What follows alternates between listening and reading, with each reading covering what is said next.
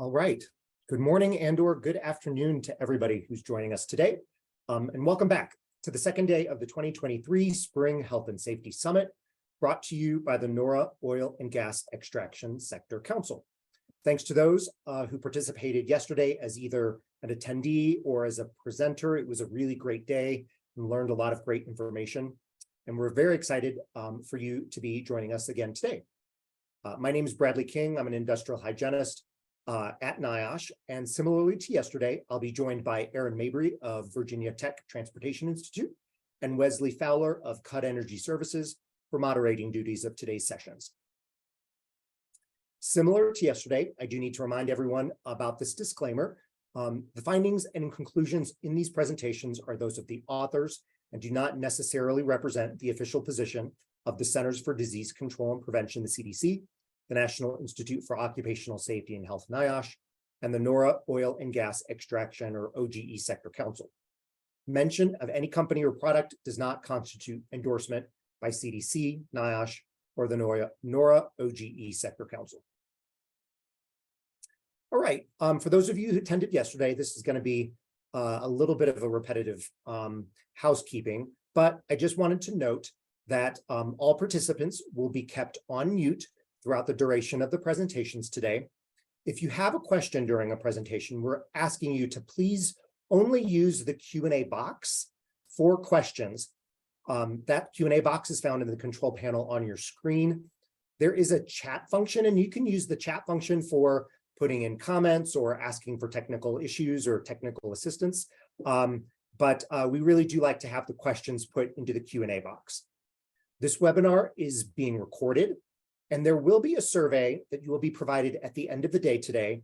Please take a minute to complete that survey. It will really be the only way that you will receive your certificate of attendance. On the survey, you'll see that there's a place for your name and an email, and that's how we'll be getting your certificate of attendance to you. We are providing live transcription for the summit. So to turn that on, you can select the live transcript button at the bottom of your screen, and then select Enable Live Transcription. If you do not want the transcript to appear on your screen, again, select the Live Transcript button, but select Hide Subtitle to remove the transcription from appearing on your screen. All right, so without any further ado, we're going to get started with our first session today. We will be joined within the first session by Dr. Imelda Wong and Alejandro Ramirez Cardenas to begin our discussions on fatigue, particularly them focused on fatigue research here at NIOSH. And after that, we'll hear from Dr. Sally Ferguson from Central Queensland or CQ University. She's provided a pre-recorded video, and she'll be discussing considerations for in-vehicle fatigue and detection, after which we'll take our first break at 1:20 p.m. Eastern Time. All right. So first up is a presentation today from Dr. Imelda Wong, an occupational hygienist and epidemiologist, as well as program leader for the NIOSH Center for Work and Fatigue Research. And she'll be providing an overview of occupational fatigue, and she'll be tag teaming again with Alejandro Ramirez Cardenas, an epidemiologist in the NIOSH Oil and Gas Extraction Program, who will be following her and speaking on a new project here at NIOSH looking at oil and gas extraction fatigue. So, Imelda, I'm going to stop sharing my screen and I will turn it over to you. Thank you, Bradley. And just give me a minute to share my screen. Wonders of technologies now, right? Right. Excellent. Well, thank you, everyone. Good morning or good afternoon, I guess, depending on where you're joining us from. It is a pleasure to be here today. First of all, a disclaimer that I am not an expert in oil and gas. However, I really am excited to be starting work in this area. So it's been an honor to participate in these discussions and to learn more about the industry. And today I'm just going to add to the mix and give an overall view of what we mean by fatigue and how we can better manage it at work. Traditionally, it's been limited to telling people to get better sleep or adjusting work hours, but I'd like to present a more holistic approach for you to consider, and you'll notice it's a lot of overlap with what was discussed in yesterday's sessions. So I think we all have a general idea of what fatigue means, but as you can see here, there's several different definitions. Some of them are centered around sleepiness and feeling tired, but there's other interpretations related to level of effort required for tasks and stemming from other sources, such as neurological conditions and also workload. But what's important to know is that what becomes evident is that fatigue is more than just sleepiness, and its effects are more than falling asleep. And knowing this difference can help us better develop targeted fatigue mitigation strategies. We are aware of the effects of fatigue, such as cognitive impairment. It can slow down reaction times and reduce attention or concentration. It can also adversely affect mood and increase the propensity for risky behavior. Fatigue, as it relates to non-standard schedules, such as night shifts, can double the risk for work injury compared to those working regular daytime schedules. Fatigue and injuries also increase with time awake or time on task. So as you can see here, the injury rates for those working more than 60 hours per week is over double than those working less than 20 hours per week. Chronic poor sleep and shift work has been associated with gastrointestinal, reproductive, and metabolic health effects, and there's an increased risk for cardiovascular disease and some forms of cancer. Fatigue and mental health are very closely related. Fatigue can be a symptom of mental health issues, and it can exacerbate existing mental health issues. I'd also like to stress that the effects of fatigue are not limited to the workplace. It's been cited as a causal factor for high-profile environmental disasters, such as the Exxon Valdez oil spill. And on a more regular basis, fatigue can spill over onto family life and even public safety, such as when tired workers drive on public roads. And so when I talk about this with workers and employers, I stress we're not only concerned about worker safety and health at work, but we want to keep workers safe and healthy in other parts of their lives. So it's more than just work safety, it's about self-care. What's important to recognize is that fatigue can stem from a number of work and non-work factors. Work-related factors include things like shift timing and duration, but there's other organizational factors such as work stress, as we've heard about yesterday, physical demands, environmental exposures. All of these need to be considered. And then there's also the influences of individual characteristics, such as the differences in the need for sleep, but there's other factors such as age and health that have a critical impact. And then there's life or lifestyle factors such as health behaviors, commuting, and dependency care that can require additional energy expenditure and require more time for rest and recovery. And since there's such a wide variability of these factors across individuals, there's no one magic solution that can fit all situations or individuals. Whoops. This is perhaps one of the biggest challenges that we face. In some circles, there's a bravado surrounding working long hours and getting very little sleep. Or some people are motivated to work long hours because they need to. However, these pervasive attitudes and motivators can make managing fatigue difficult to manage and mitigate. So, knowing all of this, what can we do to mitigate work-related fatigue? So I wanted to introduce a fatigue risk trajectory model that's been developed to describe a series of events or levels that precede incidents such as injuries. And so some of you may recognize this looks a lot like James Reason's Swiss cheese model of accident causation. So at the most basic level is providing opportunities for rest and recovery. At the next level is actually getting enough quality rest. If this is not met, it can lead to fatigue-related behaviors and errors and potentially to safety-critical events like injuries. And so there are many potential ways to manage work fatigue, but today I'm just going to highlight a few effective measures.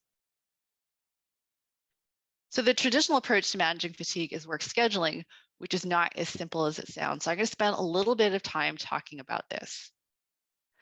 So when we talk about work scheduling, there are four main considerations when we think about fatigue and injury or accident risk. We need to consider shift timing or shift type. As you can see here, afternoon or night shifts have a greater risk for safety critical events compared to morning shifts. We know the longer the shift, the greater for injuries and accidents. You can see here that in comparison to 8 hours, as we start working 9, 10, 11, or 12 hours, there is an increasing risk for injuries or safety critical events. With increasing number of consecutive shifts, the incidence of injuries and accidents also rise. And the risk is even greater with successive night shifts. And so what we really need to consider is what happens when we put this all together.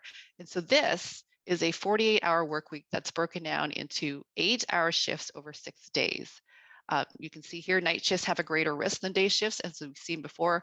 But what happens when we try a different shift structure? So this is the same 40-hour work week that's broken up as 12-hour shifts over 4 days.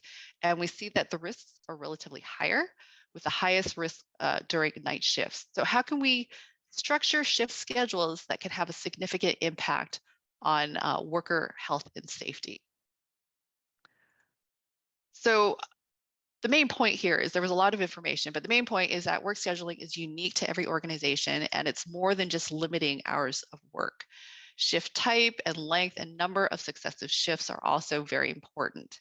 However, the strategic incorporation of rest breaks can also reduce fatigue risk. And so we need to consider things like frequency and timing and duration of these breaks, both within and between shifts, and even sequences of shifts.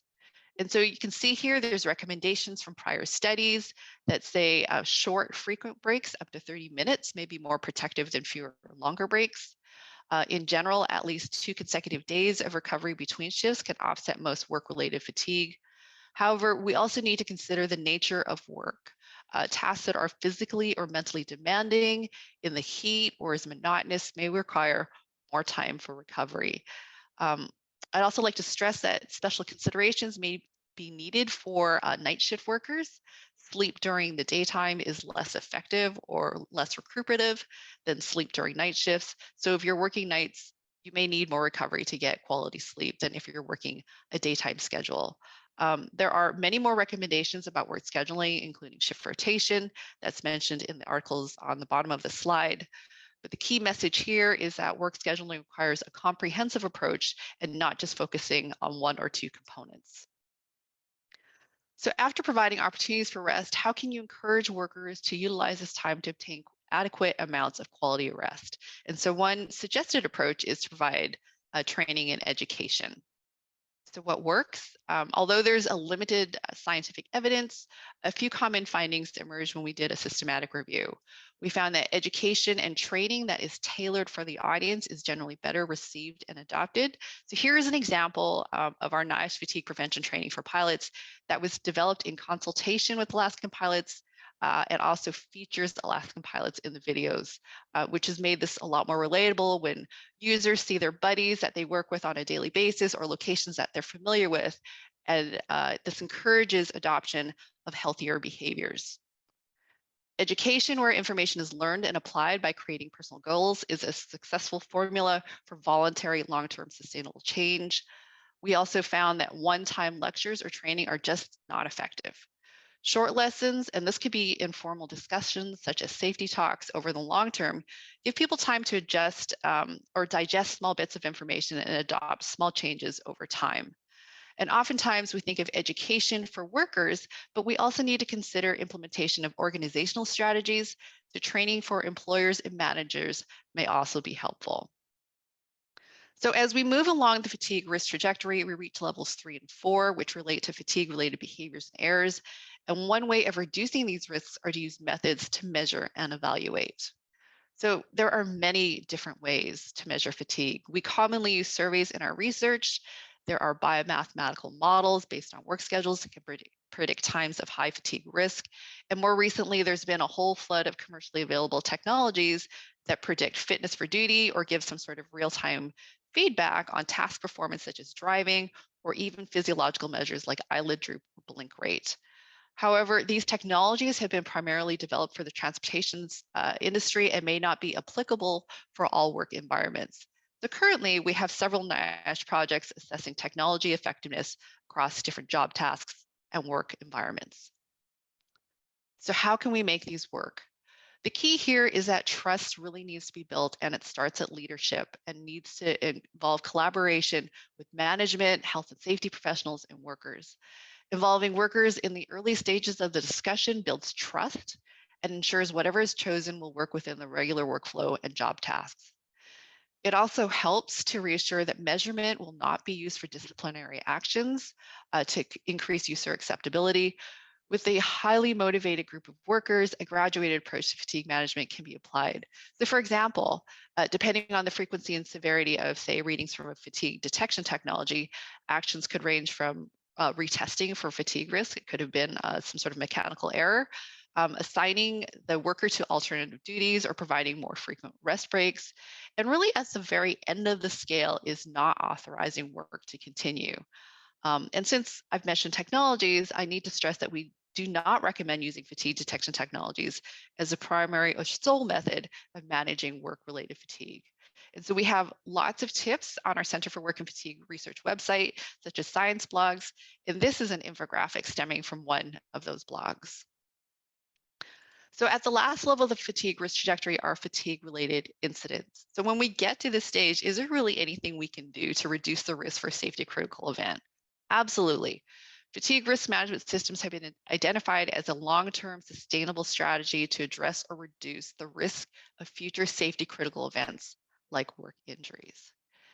And so fatigue risk management systems have been defined as a scientifically based, data-driven addition or alternative to prescriptive hours of work that allows flexibility to address specific job tasks and fatigue risks and consequences. Over the past 10 years, fatigue risk management systems have emerged across many 24/7 industries, such as the Federal Aviation Administration and the Federal Railroad Administration. And while each system is slightly different, they usually contain several common elements. And so that includes things like policies and procedures. And for most organizations, these already exist. It also includes roles and responsibilities of management employees, which may include a clear description of who should be informed and who is responsible for what actions when there is a safety critical event, or even a near miss, or just a reporting. There's risk assessment and management, which includes items such as hours of work, fatigue and safety risks, and measures for non-punitive reporting. We talked about training and education programs, which promote knowledge and fatigue mitigation strategies, again, for employers and workers. It also includes control and action plans that include fatigue mitigation or management tools and decision trees. And lastly, there's an audit and review component to keep reevaluating the fatigue risk management system to ensure its effectiveness. It's worth noting that most of these are organizational strategies because a healthy and safe workplace really starts with leadership. I know it looks complicated, but the National Safety Council has an assessment tool, and organizations are surprised at how many of these components they already have in place. So what are the strategies for a successful fatigue risk management system? The scientific literature suggests introducing changes slowly, preferably one at a time, to determine which ones work the best or have the greatest impact, and then to continue building on this momentum of small wins. Building a healthy work culture is key and requires open communication from all levels of management and labor to form solutions rather than to penalize or impose solutions. So the key here really is a shared responsibility, which starts at leadership. Successful fatigue risk management systems require frequent monitoring and feedback to continuously adapt to the changing needs of the organization and workforce, and sharing information, much like what we're doing here at the summit, about what works and what doesn't work within the organization and across the industry helps everyone move forward at managing fatigue. So there are several take-home messages I hope you will remember from this presentation today. Fatigue is a complex, multifaceted workplace hazard that can stem from a variety of occupational and non-occupational sources. Its effects can also reach far beyond the workplace and can have implications for public safety. Fatigue cannot be eliminated, but rather needs to be managed. And in order to do so requires providing controls along each level of fatigue risk trajectory. And once again, there's no one magic solution that can fit all industries, organizations, or situations. Rather, it takes a multi-level approach to managing work-related fatigue, where the most effective measures take place at the organizational level. And with that, I want to thank you for your time and attention. I think this is a good place to pass over to my colleague, Alejandra, who will provide more information about the research we're doing surrounding fatigue and fatigue risk management in the oil and gas sector.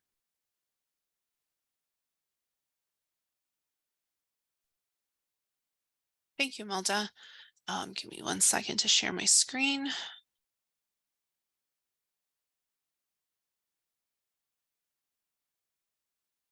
There we go. And I will be popping off camera to present, but I'll come back for the Q&A session.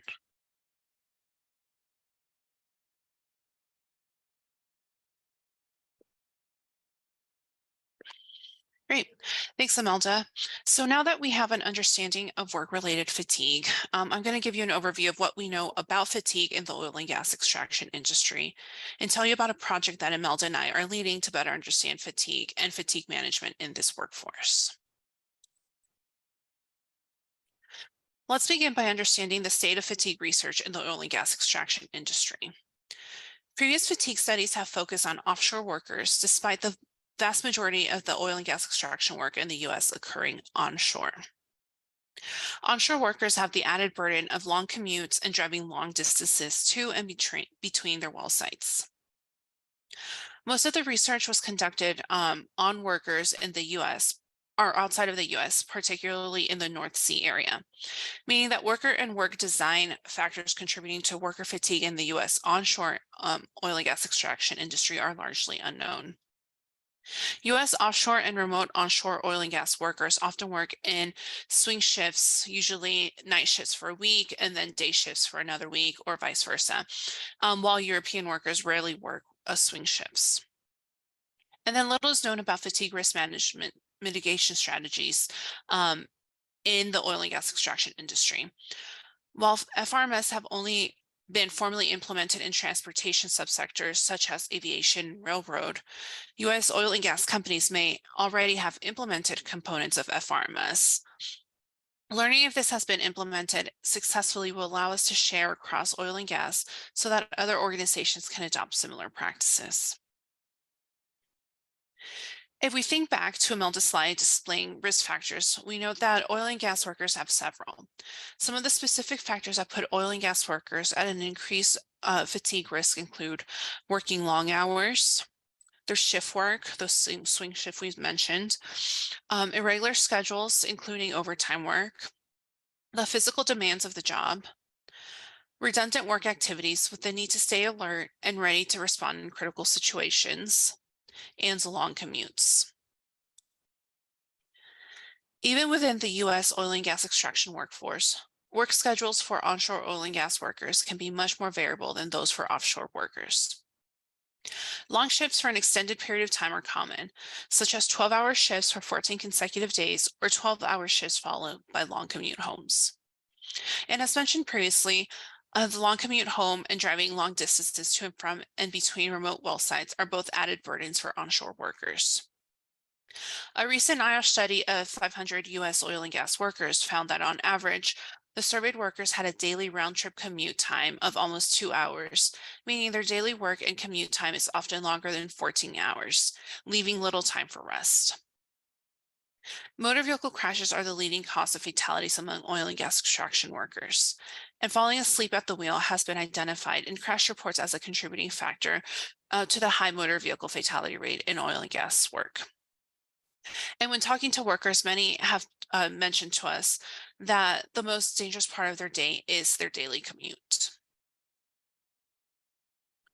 NIOSH research focus on fatigue in the oil and gas industry includes the survey of the work schedules and commute times of oil and gas workers that was mentioned in the previous slide, a review of existing fatigue research in the oil and gas extraction industry to identify research needs for the United States, and 2 fact sheets, one for workers and another for employers to prevent fatigue driving.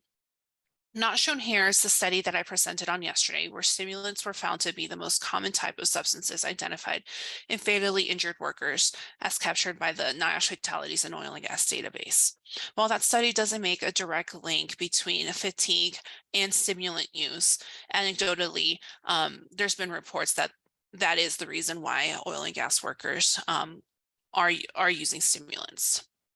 I'll put a link to all of these in the chat box after my presentation. The review mentioned in the previous slide identified several research needs in the field of fatigue for the American oil and gas industry. These include understanding the impacts of fatigue in the oil and gas industry. Occupational safety and health professionals need data on the consequences of fatigue in order to implement effective FRMS.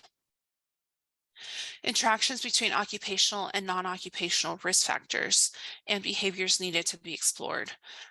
These factors include the sleep quantity and quality during off-duty time, whether it's at a residence or on-site company-provided housing. Impact of commuting factors such as the commute type, the length, and duration, and the effect of work hours and schedules on fatigue. We need to identify and evaluate FRMS systems.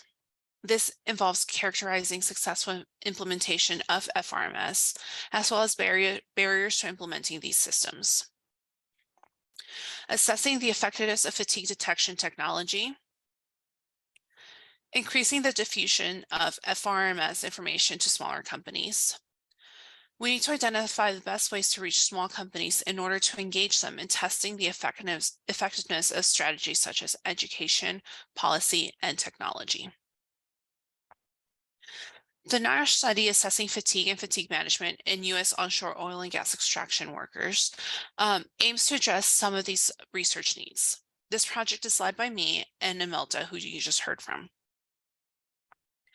The goals of this project are to identify occupational and non-occupational risk factors and behaviors contributing to onshore oil and gas worker fatigue. Identify worker and organizational factors to consider when developing and implementing fatigue management strategies in the oil and gas industry. And to describe how fatigue management strategies are currently being used in the onshore oil and gas industry. To achieve these goals, the project will use a three-prong approach consisting of 3 aims. Aim 1 is to conduct on-site worker fatigue assessments among 80 workers during a complete work rotation, or approximately a 14-day period. We're going to examine fatigue using questionnaires and using fatigue detection technologies. Aim 1 is a field portion of the study and will be conducted at well sites through the collaboration with interested companies. This aim contains 3 main components: questionnaires, alertness tests, and sleep measures. The questionnaires will be used to measure self-reported fatigue and collect general worker and work information.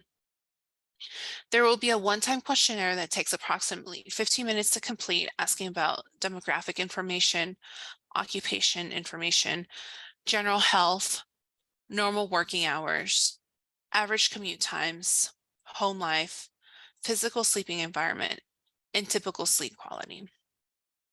Then short daily pre and post-shift questionnaires will ask about commutes, either that morning or the evening before, hours worked during the shift, work tasks, and ask workers to report on their current perceived level of fatigue. The second component is alertness testing using the psychomotor vigilance test, which will be administered daily pre and post shift. The PVT measures speed with which subjects respond to a visual stimulus, and the test consists of the worker pressing a button on an electronic tablet as soon as a light appears. The PVT measures concentration and attention and can serve as a predictor of alertness, sleepiness, and neurobehavior. The third component of this aim involves sleep measures. Sleep measures will be collected using actigraphy watches. You can see a photo of one here on the slide. These are non-invasive wearable devices for monitoring sleep quality and quantity.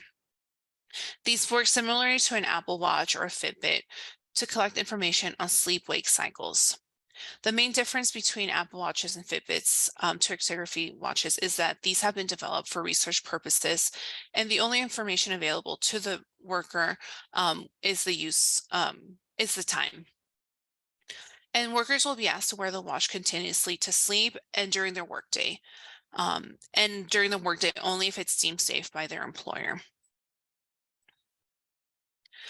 The second aim is to identify worker and work organization factors critical to fatigue management in the oil and gas extraction industry. We'll do this by conducting focus groups with workers and one-on-one interviews with field level supervisors. This aim will be done concurrently while on site visits for aim 1. Workers and managers from all participating companies of aim 1 will be invited to participate in this aim. The purpose of worker focus groups is to understand the on-duty and off-duty factors that affect the self-reported fatigue of workers, and to identify potential strategies and barriers to reducing fatigue for oil and gas workers during critical work tasks. Through talking with workers, we want to gain an understanding of the worker's self-understanding of fatigue, the role of fatigue in the workplace, and the ability of the worker's ability to do their job safely, factors during oil and gas work that may contribute to fatigue, ways that workers manage their own fatigue, and ways that fatigue is managed within crews. And the purpose of field level supervisor interviews are to understand the operational environment that would influence the feasibility and effectiveness of FRMS. And through talking to supervisors, we want to gain an understanding of the ways the supervisors manage fatigue risk in their own crews, factors within the supervisor's control to manage crew fatigue risk, crew strategies to remain alert while at work, and resources and tools that would help them manage fatigue risk. This information will help to guide future educational interventions with this workforce and to identify who could most effectively deliver fatigue-related information to the worker during campaigns and other interventions. The last aim 3 of the study is to describe how fatigue management strategies such as FRMS are currently being used in the onshore oil and gas extraction industry. Then this would be done through interviews with senior health and safety leaders at oil and gas companies. So we'll conduct interviews with senior leaders at these companies to gain a broader understanding of perspectives of fatigue management strategies. The senior leaders will be asked to describe how work-related fatigue has affected their companies and the barriers and facilitators to reducing the associated risks. We're also interested in learning how or if health and safety professionals are considering implementing FRMS implementation in their organizations. So where are we with this study? We're currently in the second year of the project. All of our study instruments and protocols have been developed, and the study team went out on a well site with a partner company to pilot test the study instruments, the questionnaires and interview guides, as well as the equipment, the PVT and actigraphy watches. We're reviewing results. They look promising, and we'll refine the study protocol accordingly. And the study is currently undergoing the approval process from NIOSH, and we expect to begin conducting site visits in the next fiscal year. And we're looking for companies to partner with for this study. Company participation is confidential. We will not disclose your participation in the study. Worker participation in the study is strictly voluntary. They can choose to participate in the whole study, specific elements of the study, or not at all. And they can choose to participate and change their mind at any time as well. No personal identifying information will be collected from any study participant. So if you're interested in your company participating in the study, please reach out to me and we can set up a time to discuss further. My contact information is in the next slide. Thank you for joining me for this presentation. Again, here's my contact information, and Imelda and I are available to take questions now. Thank you.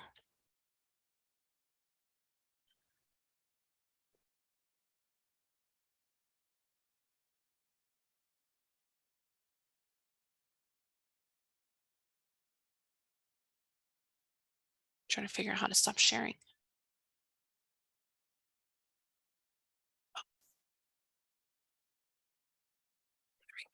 Perfect.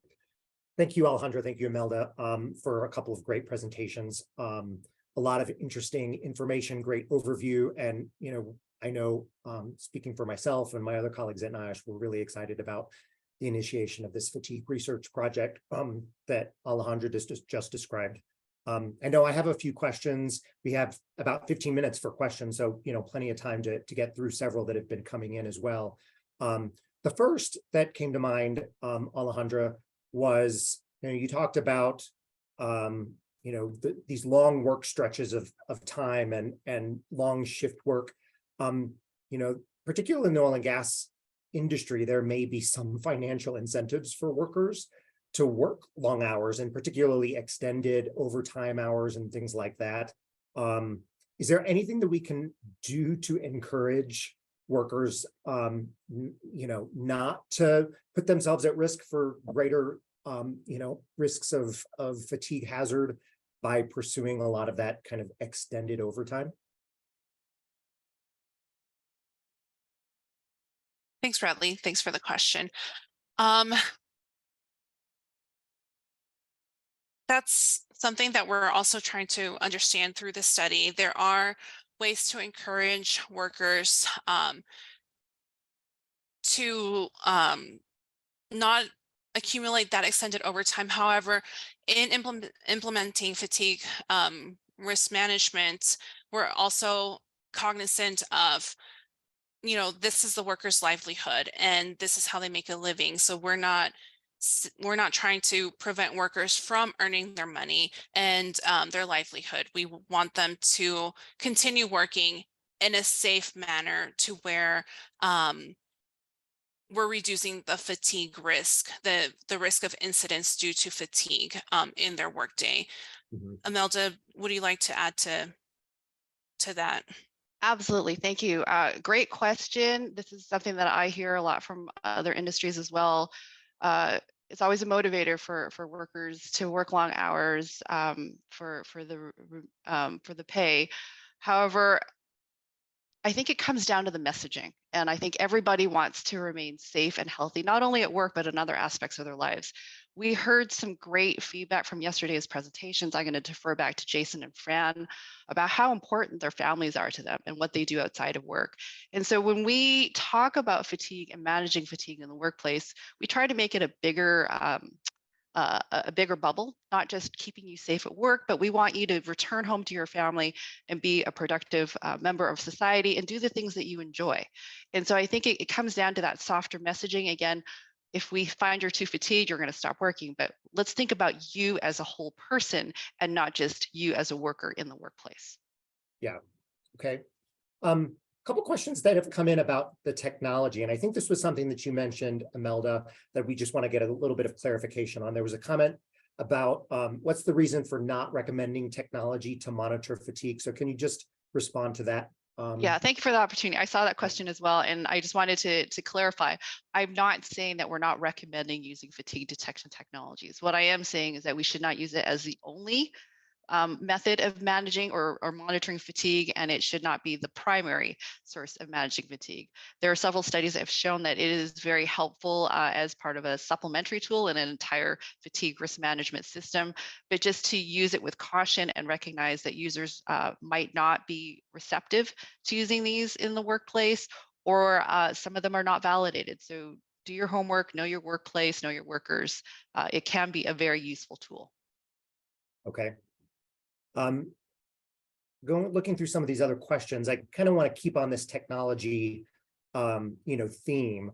So, are the monitoring watches rated? I guess this is probably towards Alejandra, but are the monitoring watches rated for use in flammable atmospheres? For example, intrinsically safe rated, as that would be a minimum requirement for use in drilling or production settings. The watches are not rated intrinsically safe, so that's where it would come in. We would work with the company to see when it would be safe for workers to use watches. If it's not appropriate for them to use them during the workday, then they would take them off during their work shift and only wear them for measuring sleep in the nighttime. There's other instances where workers can wear the watches during their work days. The company that we pilot tested with, it was more of a logistics on the well site company, so it was fine for the workers to wear the watches during their work day. So we would work with the company to ensure safety during the use of those devices. Great, thank you. Alejandra, again to you, will the study include driver in-vehicle monitoring system with driver-facing cameras and its effectiveness on fatigue management during long windshield time? This study will not be looking at IVMS systems for the management of fatigue. Imelda, remind me, is there another study that is looking at IVMS? Yes, I actually have another study that's looking at data that's collected by an in-vehicle monitoring system vendor. And so we will be looking at things like laneway deviation, headway distance, as it's associated with, time on task or miles driven. So we are still in the early stages of this study, so please stay tuned. Great. And Imelda, you may be able to answer this. Regarding assessment technology, has there been any statistical evaluations of this technology and whether it truly is aligned with measuring fatigue and stressors that lead to reduced focus?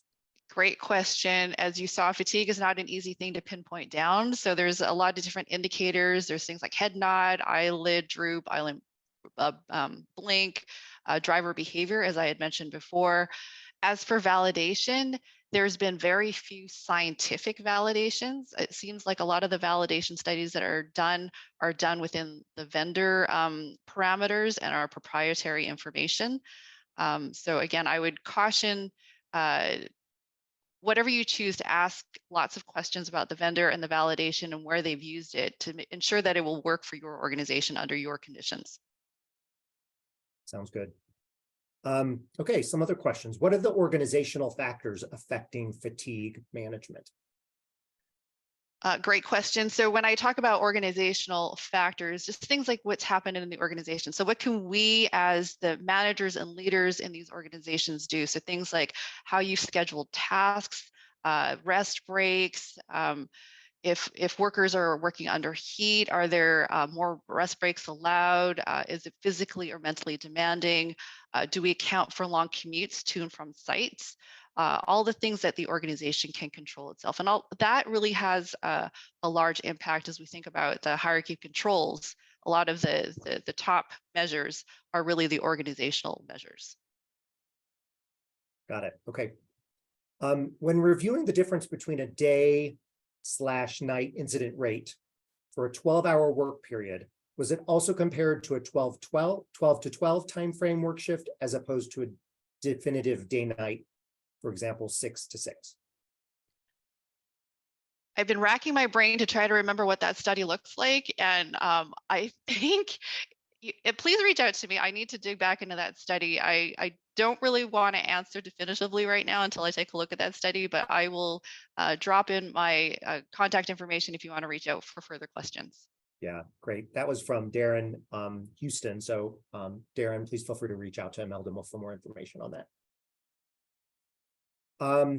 Okay, so a good question. How does light affect fatigue? Light is a great question. Light is not as simple as we think it is, right? So we can think about brightness, we can think about spectrum. Are we looking at red light? Are we looking at blue light? Blue light is very common with technologies. So you might hear people telling you, or sleep experts telling you not to use your technologies late at night because it keeps you awake. All of those have a major impact, and also the timing of this as well, right? And artificial light, natural light. I wish I had a short answer for you, but it is a whole other science unto itself. And again, please feel free to reach out to me and I'd be happy to answer any specific questions you might have. Yeah, there was an associated question about full spectrum lighting, i.e. natural sunlight. Is it recommended? Where it is appropriate to be installed?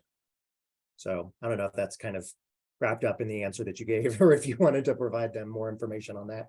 I can say one more thing about natural lighting. I think natural lighting versus artificial lighting, right? So we talk about full spectrum lighting, we talk about natural lighting. When I talk about natural lighting, I mean outdoor lighting. And so we get the added benefits of being outside and having fresh air, right? That always helps. Full spectrum lighting, again, it depends on the timing of the lighting and where it's provided. So again, I'm happy to chat if you want to reach out to me offline. Great, thank you. To both of you, have you come across many companies that track and limit excess overtime? I was involved in a project a few years ago that was very successfully limited overtime.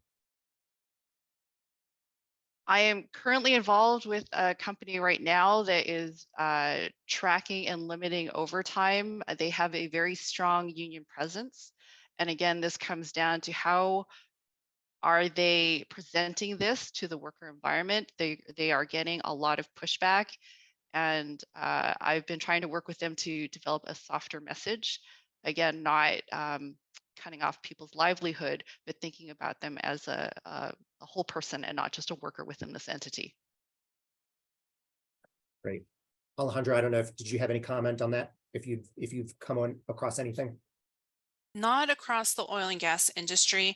I saw Tom, you asked that question, so I would be happy to chat more about the project you were involved with that successfully limited overtime. Great, thanks. Have you seen any studies as to whether sleeping for consecutive hours versus non-consecutively has any impact on fatigue if the number of hours total is the same? So, for example, a solid 8 hours at one time versus 6 hours here, 2 hours there within the same 24-hour period. Fragmented sleep is also a very interesting topic to discuss, and I could go on about this for days, but I'm not going to. So I'm going to try to limit this as best I can. So studies have shown that when you have fragmented sleep, it can stave off some of the effects of fatigue to allow you to be more alert for the task that you're doing. Continuous sleep is more beneficial for long-term health benefits. And so learning how to time your sleep for what you are trying to face is probably the best strategy. Is there any company implemented FRM and actively managing? And could you give any examples? I do know of some companies that have implemented fatigue risk management. A lot of them are in the aviation industry. I know of one, actually, I know 2 companies in oil and gas. I'm not sure if I could name them, who have implemented fatigue risk management. And with Alejandra's study, I think we're hoping to reach out and find out more about other companies and learn about what the status is within the industry. And I'll add to that to say that it's not a one size fits all approach. An FRMS is going to look very different for a large multinational company than it will for, a servicing company with 30 workers. So that's also something we're trying to look at in this study, is to see how different companies are implementing maybe components of fatigue risk management systems, and how that might look for different companies with different needs. Great. And Alejandra, I did have a question as you were presenting, your 3 different aims in your study, about, what your specific plans were and your request for assistance from companies that may want to partner with you. Are companies obligated to make themselves available for all the 3 different aims, or can they participate in smaller segments of the study, if they only want to participate in, the focus groups, for example? Can you go into that a little bit more? Sure, that's a great question, Bradley. Ideally, we would want to be able to work with a company with both AIM 1 and AIM 2, but we are open to working with a company if they have interest in just one component or another.